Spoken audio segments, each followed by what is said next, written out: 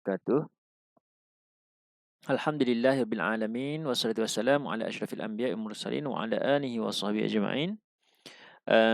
Jadi alhamdulillah kita bertemu kembali dalam apa nama? Dalam PDPR YouTube. Jadi pada hari ini saya nak tunjuk satu lagi tajuk iaitu daripada bidang akidah. Dalam bidang akidah untuk tingkatan 4 dan tingkatan 5 ni, kamu akan didedahkan dengan dipanggil apa?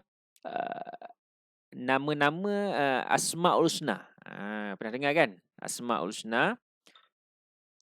Sebelum ni pun kamu dah belajar untuk menengah bawah. Tapi untuk tingkatan 4 dan tingkatan 5 ni kamu akan didedahkan dengan 4 lagi nama Al-Asmaul Husna, 2 di tingkatan 4, 2 lagi di tingkatan 5. Jadi untuk yang tingkatan 5, tingkatan 4 punya Asmaul Husna, nama-nama Allah yang indah dan juga bersifat dia ialah 2, iaitu yang pertama sekali ialah Al-Muntakim dan yang kedua ialah Al-Jabbar. Jadi kita tengok dulu yang pertama iaitu Al-Muntakim. Apa maksud Al-Muntakim? Al-Muntakim ialah Allah Maha Pembalas. Allah Maha Pembalas. Baik, kita tengok maksud dia secara khusus.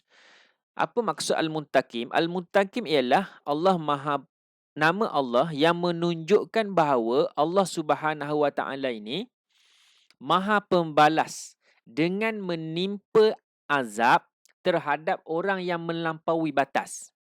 Maknanya Allah Subhanahu Wa Taala ni dia ada satu sifat, ialah sifat tu nama dia ialah sifat pembalas. Sifat pembalas, nama dia ialah Al-Muntakim. Macam mana cara dia balas? Dia akan menimpakan azab terhadap orang yang melampaui batas. Okey. Mungkin kamu kan tanya, Allah Maha Pembalas ke? Dia macam kita ke? Apa nama? Marah-marah orang buat dia marah-marah macam laisa kamitslihi syai'un. Dia tidak sama dengan makhluk. Dan Allah layak untuk bersifat dengan sifat pembalas kerana dia adalah raja sekalian alam, kan? Malik, raja sekalian alam. Jadi dia memang sebab dia yang menciptakan manusia. Dia yang menciptakan makhluk. Jadi dia mempunyai satu sifat, nama dia ialah pembalas. Macam mana cara dia membalas? Iaitu dia menimpakan azab terhadap orang yang melampaui batas. Nanti kita akan lihat contoh-contoh dia. Baik, itu konsep yang pertama, asas dia, maksud dia. Baik, ini dalil, iaitu dalil Allah bersifat Al-Muntakim daripada surah Az-Zuhruf. A'udzubillahi minasyaitonirrajim. Fa innama nadhhabanna bika fa inna minhum muntaqimun.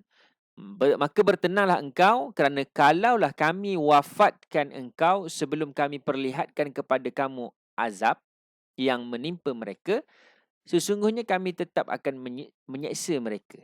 Faham maksud dia? Dia kata, maka bertenanglah engkau kerana kalaulah kami wafatkan engkau ni, matikan kita, sebelum kami memperlihatkan azab yang menimpa mereka, sungguhnya kami tetap akan menyeksa. Maknanya Allah ni kalau kita melampaui batas, dia akan seksa kita.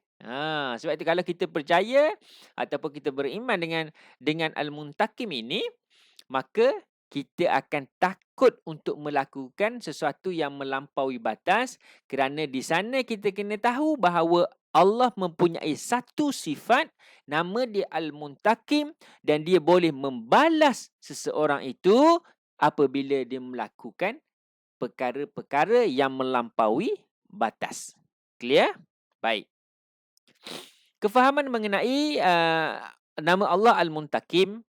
Yang pertama sekali, Allah memberikan pembalasan dengan seksa neraka terhadap orang yang menolak peringatan Al-Quran. Baik. Yang pertama, ni kefahaman, maknanya bentuk-bentuk dia yang Allah timpakan azab ataupun yang Allah balas orang ni. Yang pertama iaitu Allah membalas dengan cara dia seksa neraka. Kita buat wa na'udzubillah bila buat dosa, buat maksiat, tidak bertaubat, maka mati, maka orang ini Allah akan timpakan ataupun seksa mereka dengan azab.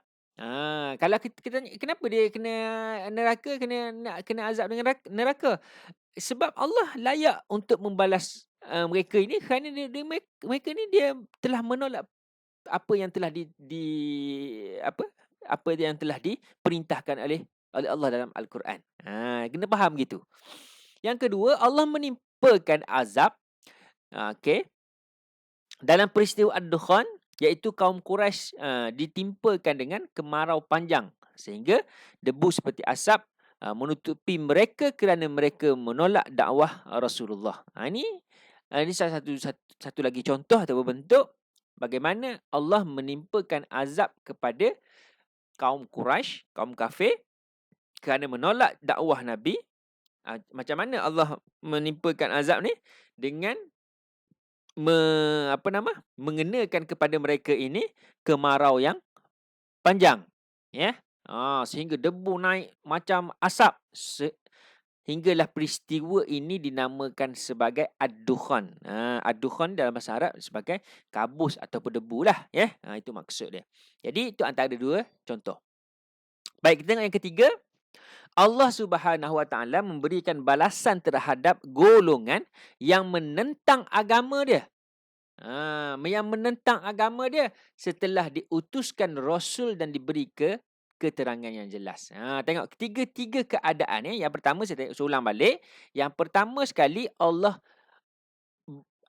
seksakan neraka kepada orang yang tolak apa yang dibawa oleh Al-Quran. Satu. Yang kedua, Allah timpakan azab kerana tidak menerima dakwah Nabi. Dua. Yang ketiga, Allah berikan balasan kepada orang yang tidak ataupun menentang Rasul. Tiga benda. Tolak Al-Quran, tidak menerima dakwah Nabi.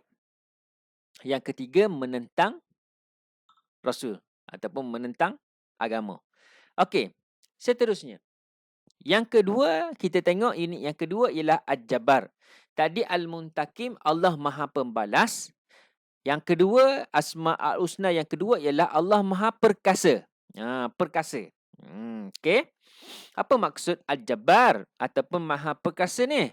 Allah Subhanahu Wa Taala menunjukkan, nama Allah yang menunjukkan bahawa Allah yang Maha berkuasa secara mutlak untuk melakukan segala kehendak. Maknanya Allah ini dia power lah. Dia power. Dia sangat-sangat berkuasa sehingga kan apa saja yang yang dia nak, dia boleh buat. Menunjukkan bahawa Allah Subhanahu Wa Taala yang Maha berkuasa secara mutlak untuk melakukan segala yang dia hendak. Itu maksud dia. Baik, apa dalil dia? Daripada surah Al-Hajj, wallahu allazi la ilaha illahu wal malikul qudus Assalamul mu'minul muhaiminul azizul jabbarul mutakabbir subhanallahi amma yusyrikun. Dialah yang tidak ada Tuhan melainkan Dia, yang menguasai sekalian alam, yang maha suci, yang maha selamat sejahtera dari segala kekurangan, yang maha melimpahkan keamanan, yang maha pengawal dan pengawas, yang maha kuasa, yang maha kuat, yang melengkapi segala kebesarannya, maha suci Allah segala yang mereka sekutukan dengannya. Itu bukti, dalil Allah ni sangat-sangat berkuasa dan Dia boleh saja buat apa sahaja yang Dia kehendaki. Baik. Okey, kita tengok kefahaman mengenai Al-Jabbar ni. Yang pertama sekali, Allah Subhanahu Wa Taala memiliki dan menguasai seluruh alam ini. Maknanya alam yang operate sekarang ni, yang sedang beroperasi sekarang ini adalah dimiliki oleh satu kuasa, iaitu Allah Subhanahu Wa Taala.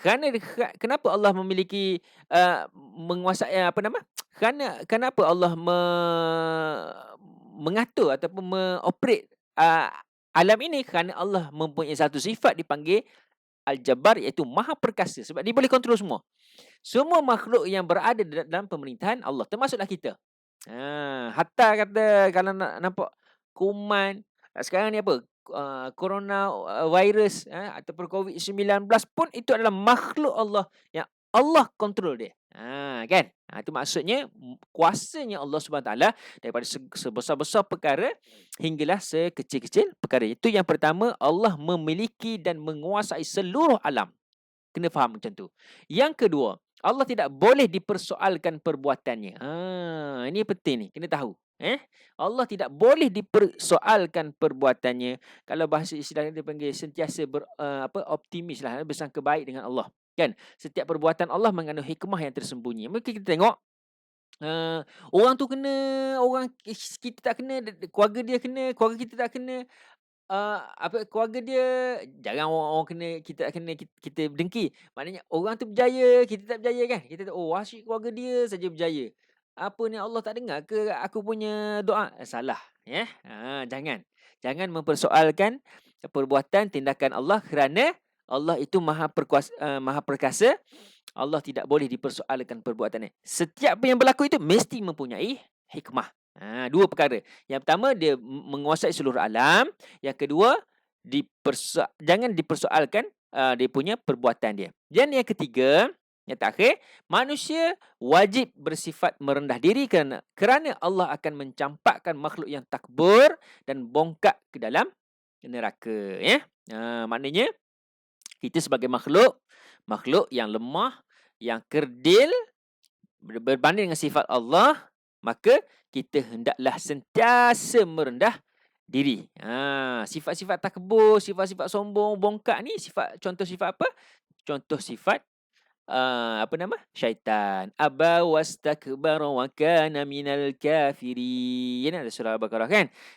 Kerana apa syaitan tu dikeluarkan daripada syurga? Kerana dia mempunyai sifat yang takbur ataupun dia sombong. Jadi kita ni, kalau kita beriman dengan sifat ajab Allah Maha Perkuasa, secara automatik kita rasa Allah, aku ni gerdenya, rendahnya diri, sifat aku lemah berbanding dengan Khalik, iaitu makhluk. Tiga perkara. Saya ulang lagi sekali. Yang pertama sekali, Allah menguasai alam ini. Yang kedua, jangan persoalkan apa yang Allah suruh, kerana Allah memang ada hikmah apa yang dia buat. Yang ketiga ialah manusia wajib merendahkan diri dia, merendahkan diri dia di samping Allah Subhanahu Wa Taala. Baik, itu saja untuk sesi kali ini. Dua nama Asmaul Husna. Yang pertama sekali Al-Muntakim, iaitu Allah Maha Pembalas. Dia boleh balas dengan azab siksaan atas perbuatan yang melampaui batas. Dan yang kedua ialah Al-Jabbar, iaitu Allah Maha Perkasa, iaitu Allah Maha menguasai alam ini dan segala seluruh isinya. Okey, dua perkara, dua tajuk saja untuk pada pagi ini, insya-Allah, dan kita jumpa untuk sesi yang akan datang. Wallahu a'lam. Assalamualaikum warahmatullahi taala wabarakatuh.